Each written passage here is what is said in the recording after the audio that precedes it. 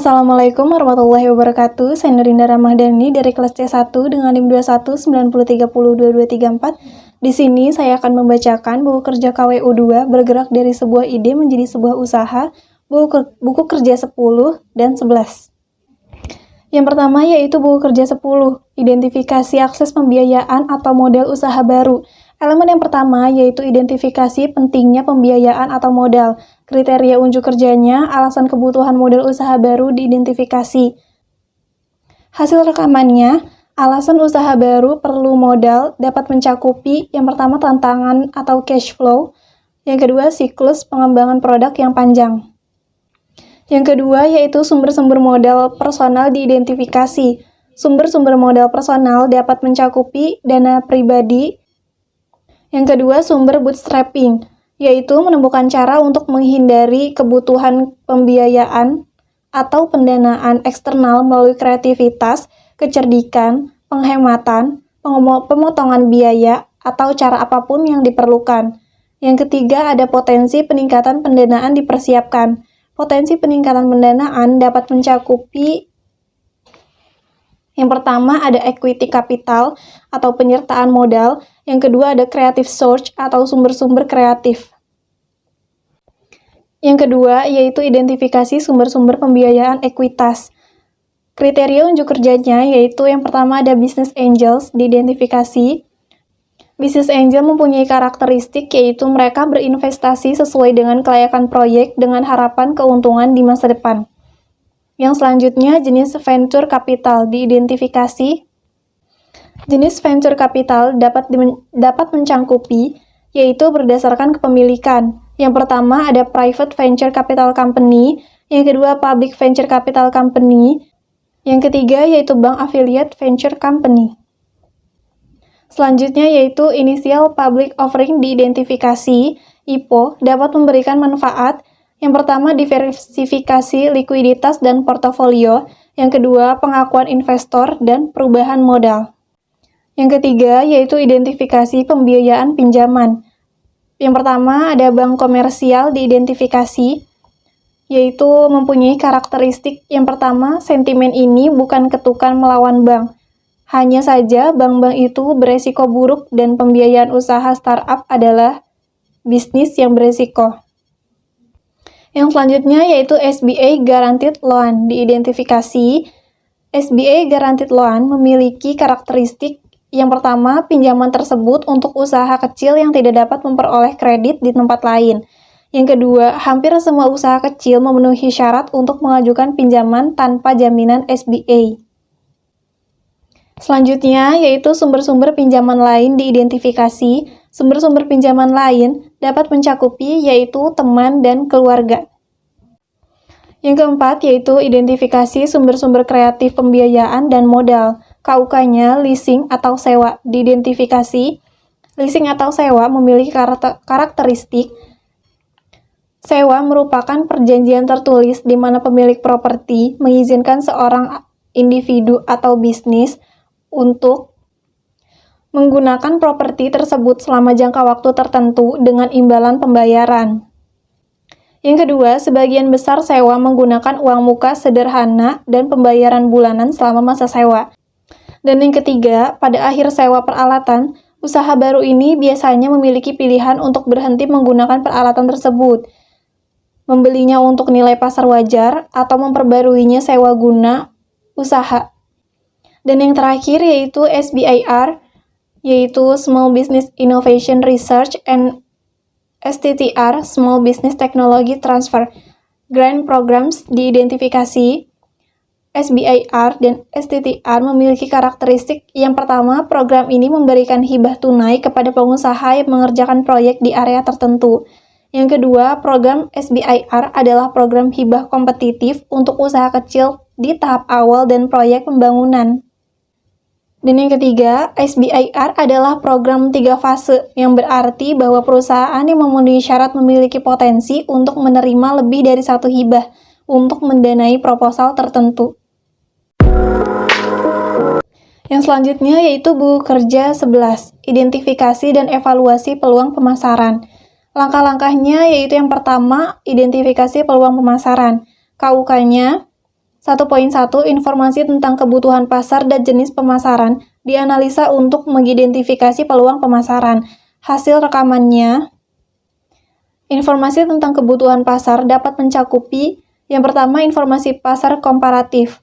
Apakah kita mampu memproduksi barang dan jasa lebih banyak dengan biaya yang lebih murah daripada negara lainnya. Yang kedua, kinerja pesaing. Yang ketiga, kebutuhan pelanggan. Dan yang keempat, persyaratan hukum dan etika. Yang kelima, tren dan perkembangan pasar. Yang keenam, pasar baru dan berkembang. Yang ketujuh, profitabilitas. Dan yang terakhir, ada angka penjualan. Jenis pemasarannya dapat mencakupi yang pertama, pemasaran bisnis ke bisnis. Yang kedua, pemasaran langsung. Yang ketiga, ada pemasaran barang. Yang keempat, pemasaran sektor publik. 1.2 Potensi pasar baru dan kontribusi pada bisnis.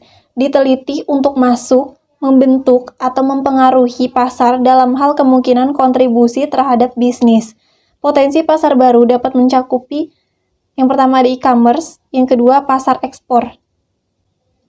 Selanjutnya ada kontribusi pada bisnis. Dapat mencakupi yang pertama yaitu pertumbuhan, dan yang kedua yaitu profitabilitas. 1.3 yaitu pendekatan kewirausahaan inovatif dan ide-ide kreatif diidentifikasi untuk aplikasi bisnis potensial mereka dan kembangkan menjadi peluang pemasaran potensial.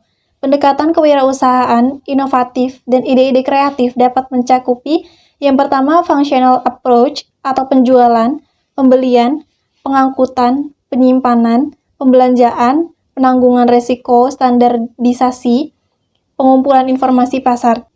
Dan yang kedua ada institutional approach atau supplier, produsen, perantara pedagang, perantara agen, perusahaan saingan, dan pembelian akhir. Dan yang terakhir ada managerial approach atau peningkatan pengelolaan usaha. Yang kedua yaitu investigasi peluang pemasaran. 2.1 Peluang pemasaran diidentifikasi kemungkinan mereka cocok dengan tujuan dan kemampuan organisasi. Peluang pemasaran dapat mencakupi yang pertama yaitu penetrasi pasar atau menjual lebih banyak kepada pelanggan yang ada, meningkatkan pangsa pasar dalam segmen yang ada, membuat orang membeli jasa pengembangan bisnis setiap memulai usaha. Yang kedua yaitu pengembangan pasar, menjual kepada pelanggan baru, bisa menjadi pelanggan baru di luar negeri atau pelanggan baru di segmen baru. Dan yang ketiga yaitu pengembangan produk atau dijual kepada pelanggan dengan mengubah FAB atau Features, Advantage, and Benefit dari produk, mengubah model, atau menambah ukuran baru. 2.2 yaitu hasil evaluasi peluang, diidentifikasi untuk menentukan dampaknya pada basis bisnis dan pelanggan saat ini. Hasil evaluasi peluang dapat mencakupi yang pertama desain fungsional dari produk, daya tarik penampilannya, yang kedua fleksibilitas atau memungkinkan adanya modifikasi ciri luar dari produk untuk memenuhi permintaan konsumen atau perubahan teknologi dan persaingan, dan yang ketiga ada daya tahan bahan baku produk.